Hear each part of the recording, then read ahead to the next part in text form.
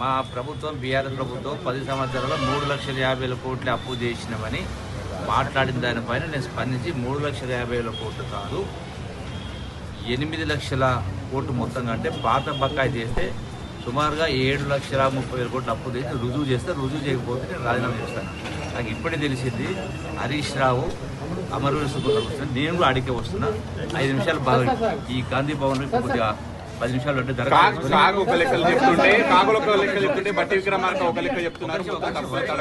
చర్చ ఎందుకు వినండి. హరీష్ రావు ఇప్పుడు అమరవీర సుబ్రహ్మణ్యం వస్తుంది తెలిసింది 10 నిమిషాల్లో. నేను గాంధీ భవన్ లో 10 నిమిషాలు దరఖాస్తు తీసుకొని నేను కూడా అడుగుతా. హరీష్ రావు కేటీఆర్ కేసీఆర్ అందరూ అడిగిరాని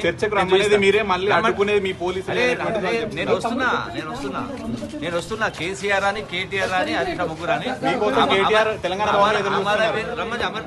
వాళ్ళ బావోదేరో బామోదేరో ఎందుకు ఆల్రెడీ హరీష్ రావు బయలుదేరిందట అమరవీర సుబ్రహ్మణ్యం ఆ కేటీఆర్ బామర్దిని కూడా అడిగి రమ్మని.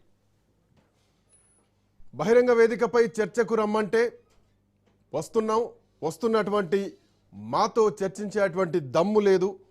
సో పిరికి పందలుగా ప్రభుత్వ పెద్దలున్నారు, మంత్రులున్నారంటూ కూడా కేటీఆర్ చాలా సీరియస్ కామెంట్స్ చేయడమే కాకుండా అవసరమైతే దీనిపైన మళ్ళీ చర్చకు సిద్ధమే.